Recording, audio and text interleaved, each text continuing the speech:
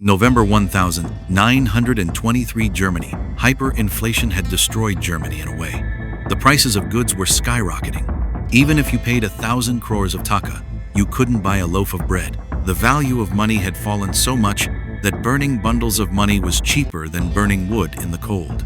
You could say that the backbone of the German economy had completely broken. Millions of unemployed young people all over the country. No jobs, no food. Ordinary people had lost all their capital, and no one could ever imagine that Germany would ever be able to get out of this situation. And it was in this situation that Hitler came to power in Germany in 1933. Chapter German History. The Socialist Party. And strangely enough, Hitler made Germany one of the most powerful countries in Europe in just a few years. They had endless soldiers, tanks, fighter planes, submarines. They started occupying one country after another. The question is, how did Hitler make Germany so strong? Germany was almost bankrupt, where the people could not eat properly. How did they build such a strong army to occupy countries like France, Poland, and Austria? What was Hitler's real plan behind making Germany rich? So, I am here to talk to you. Ever since I was in school and learned about the First World War and the Second World War, since then, one question has been recurring in my mind. How did Hitler make Germany so strong, so powerful? How did he restore the lost enthusiasm among the Germans? And you will be shocked to hear the answer. This economic magic of Hitler was actually a scam. Yes, a scam that involved the government of a country. You could say that such a big scam has never happened in the history of the world before or since. So the question is, what is that scam?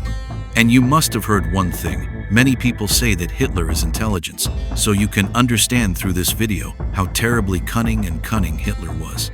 And I will also tell you this history. So all this started from the end of the First World War. In the First World War, Germany was defeated very badly. And then all the defeated countries signed the Warsaw Pact with Germany. And they put all the responsibility of this war on Germany. They even forced Germany to pay for the damages caused in the war. And from here, a dark chapter of the German economy began. Germany had to pay $2 billion every year as reparations to the Allied powers. And while paying this reparation, the German economy broke down. The Weimar government of that time in Germany printed a lot of money. They thought that by printing extra money, people would have more money. They would be able to spend it, but the opposite happened. From 1920 to 1923, the value of the German currency began to decrease every day and every hour. I will explain the situation at this time a little better. At the beginning of 1923, in January, 18,000 German marks were available for $1. In July, it increased to 305,000 marks for $1. And do you know where that number reached? In November, 4.2 trillion German marks for $1. Can you imagine what a strange situation it was? At that time, in Germany, it was like sitting in a restaurant and eating food. There was a price when ordering food, and the price of that food would increase while the order was being served. Restaurants would increase the prices of goods every half hour, because the prices of raw materials would constantly increase. Those who worked in factories would get their wages twice a day, because the wages they received in the afternoon would become zero by the evening. When the money that people had saved for years in life insurance matured, a person could not buy a loaf of bread with their entire life savings.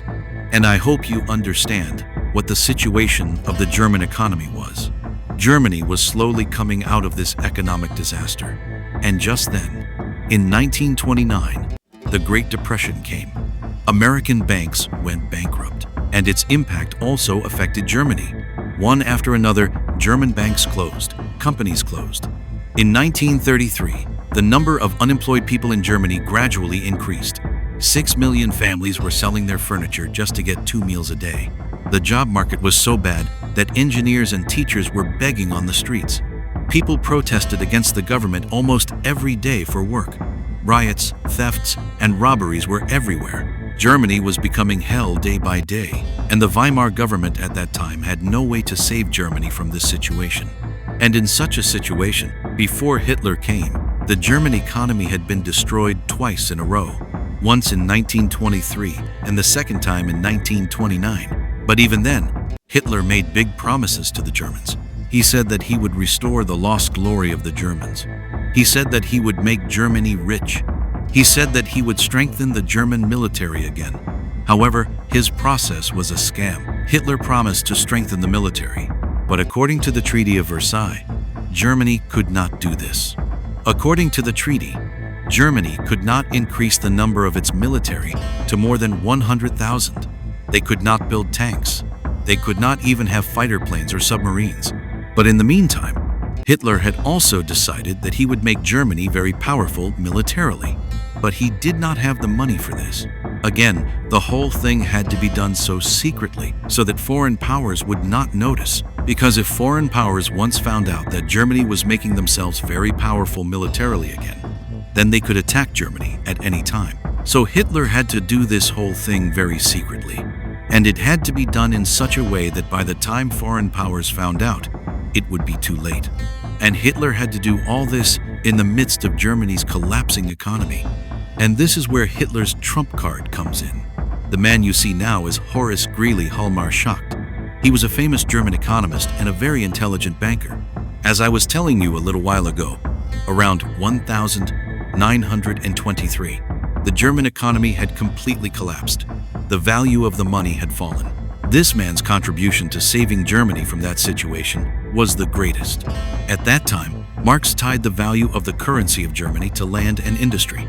That is why the German economy survived like a charm. The 17th of March, 1933. Within a few days of Hitler coming to power, he made Hjalmar Schacht the president of the Reichsbank of Germany. And within just a year, Hitler appointed him as the Minister of Finance of Germany. Schacht had only one job: to strengthen Germany militarily, the amount of money needed to be managed, and to fund this military reconstruction in such a way that inflation does not increase. That is, it should not happen like it did in 1923. Again, all these economic transactions must be done in a very secret way so that foreign powers do not notice. Now, if war materials such as weapons, tanks, ammunition are to be made, the factories will have to be paid. But the German government could not print money at will. It was also not possible to provide funding directly through banks. In that case, the transactions would have been detected. And this is why Hitler invented invisible money. Yes, which will not have any official records. The money that will exist, of course, but will not exist in reality. In 1934, Schacht created a company, the Metallurgical Research Company, which was called MIFO for short. And on paper, this company was shown as a research company. But its work was completely different. And listen carefully to this place. MIFO was a company in name only. It had no office. It only had a bank account with 1 million Reichsmarks and some letter pads. But the four biggest companies in Germany at that time, Krupp, CMNS, IG Farben, and Rheinmetall, bought their shares in MIFO. And these four companies had all the technology to make weapons of war. Schacht made several bills for this MIFO company. I mean, it was a lot like that check. And from here, the real game started. The German government started giving orders to the weapons factories to make war tanks, airplanes, ammunition. But here, instead of giving money to the companies, they gave MIFO bills. I mean, they gave the checks of that fake company. Now, the company officials also knew very well that this MIFO was actually a cell company of the government. As a result, they also accepted these checks. But with these checks, they would not be able to pay the workers or buy raw materials. They needed original real money. Then the companies would take these MIFO bills to the private banks in Germany. And the private banks would give them real German money, that is to say Reichsmarks, in exchange for these MIFO bills. And the private banks knew about these MIFO bills. Then the private companies would take these MIFO bills to the Central Bank of Germany. And from there they would take Reichsmarks in exchange for these MIFO bills. I mean, you can say that everyone from the company to the private bank and the German Central Bank knew what a MIFO bill was. When the German Central Bank gave the money of the private bank in exchange for the MIFO bills, it did not give any physical currency. That is, they did not give any paper notes. They only made entries in the ledger with pen and paper. This resulted in several advantages. First of all, Germany got new money for weapons without printing money. money that did not actually exist. It just relied on a belief that the MIFO bill had value. And the second thing is that because of this process, no foreign government could suspect the Nazi government of Germany, because it was a kind of private bank loan, and the whole thing was done in such a roundabout and complicated way that none of the transactions were properly transparent. And using this very process, in just 4 years, the Reichsbank gave a loan of 12 billion Reichsmarks in exchange for the MIFO bill, which was more than the actual debt of Germany at that time. Germany also made its military very powerful in these 4 years. And in 1938, they gradually violated all the conditions of the Treaty of Versailles and became one of the most powerful countries in Europe. Now, after listening to this far, you may be thinking that this is a great scheme. But wait, now comes the real challenge. The bank gave billions of rupees in exchange for this MIFO bill, but this bill, meaning the loan, had a term that was 5 years. The first MIFO bill was submitted in 1934, and it was supposed to mature in 1939. But where did Germany have the money? They did not print money. The Reichsbank only made entries on paper. They did not have actual money. And this is the moment when war became inevitable. Now you will tell me, brother, you took Germany to the battlefield, straight from the fear of banks. How is this possible? Let me explain. Most of the things in Germany had to be imported from foreign countries, be it food or iron used to make war materials, oil to run tanks, rubber. All these things had to be imported from foreign countries. And for this, a large amount of foreign currency was needed. Just like today, we import and export from abroad instead of dollars.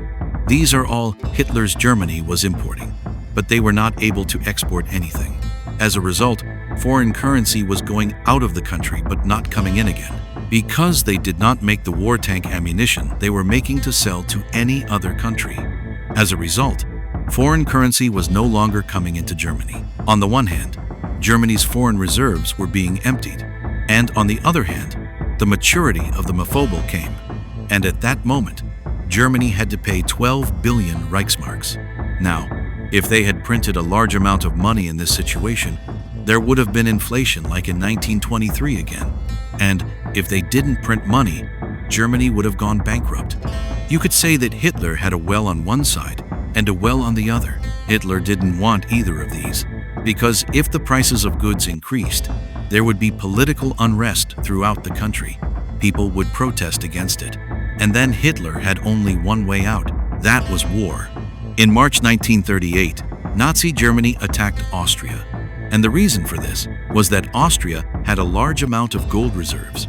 They had foreign currency, industry, and Hitler took over all of this. And from here began Nazi Germany's war economy. Just 6 months after the occupation of Austria, Germany signed the Munich Agreement with Czechoslovakia in September. Hitler, by threatening Czechoslovakia with a large German army and under the pretext that the Germans were being oppressed in Czechoslovakia's interests, occupied a large area of this country. This Sudetenland had the most advanced military industry in Europe. And Hitler took over these too. I mean, the thing was that Hitler didn't have the money to buy anything new from other countries. So they started taking over one country after another and using the assets of those countries to sustain their economy. And within 6 months of taking over a part of Czechoslovakia, they took over the whole of Czechoslovakia. And here too, they took over all the gold reserves, foreign currency, and they started to pay for the war and this huge army from here. Then in September, they invaded Poland. Because Poland had huge agricultural land, mineral resources, and a lot of forced labor. And at this time, Nazi Germany needed one war after another and taking over. It was a lot like that Ponzi scheme, where a company has no real value, but they do marketing and bring in these new investors from the market. And with the money from those new investors, they pay the old investors. And so the cycle continues. But at some point, this Ponzi scheme collapsed, because after a while, new investors no longer wanted to come. Schack knew this. He tried to convince Hitler repeatedly that the German economy was at the edge of the cliff, and it could collapse at any time. He told Hitler that Hitler had to stop making weapons immediately. The number of soldiers had to be reduced, but Hitler instead removed him from his path. He even sent Schack to a concentration camp later. Schack had created a ticking time bomb, and Hitler, instead of defuse the bomb, fed it continuously. First Austria, then Czechoslovakia, Poland, France, and even the Soviet Union. Hitler's Nazi economy was built entirely on loot and scams. You will be surprised to know that when Hitler occupied France, he imposed occupation costs on France. That is, Germany had to pay compensation to France for the France it occupied, and that was 400 million francs a day. Also, Hitler seized the gold reserves of each country, their arts, industrial resources, everything, as if a parasite continuously depended on others. And they used forced labor to run this war economy. They tortured the people of the countries they occupied and made them work in factories and prepare for the next war. But it doesn't end here. Hitler made two more big scams. The first was the Volkswagen scam. Before the start of World War II, Hitler had created a hope among the people that every worker would be able to save their own money and buy a car, which would be a German-made car. And the price of each car was set at 990 Rheinmarks, and for this, each worker would deposit 5 Rheinmarks a week in the bank. And in this way, about 275 million Rheinmarks were collected from all over Germany. But not a single car was delivered before or after the war. All that money saved by the middle class was used for the war. And the Germans received reparations in 1960. Even then, they did not get the full amount back. They got some discounts on the cars. The second big scam that Hitler did was in the 1920s and 1930s. During this period, Germany took a lot of loans from Britain, America, and France, so that they could keep their country's economy running and pay the Versailles Treaty reparations. But after Hitler came to power, he stopped paying the Versailles Treaty reparations. Instead, he poured the money from that loan into making weapons of war. In addition, the Nazis looted a lot from many Jews. They looted their homes, gold, businesses, bank balances. But this whole scheme could only continue as long as Hitler kept conquering new countries. And you can't keep winning a war continuously. In 1943, the fall of Germany began from Hitler's bones in the Battle of Stalingrad in the Soviet Union. Germany was no longer able to conquer any new countries. Meanwhile, the cost of the war was skyrocketing, and now their economy began to collapse. The myth that started this huge German empire became the reason for Germany's fall this time. As Germany retreated in the war, their economy continued to collapse. And ultimately, with Hitler, its economy also collapsed. One question.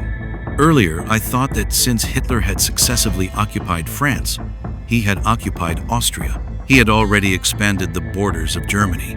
What was his real motive behind going ahead with the war? And you got that answer in this video, because Hitler had no option to stop. As a result, war was inevitable, and collapse too. So, how did you like today's topic?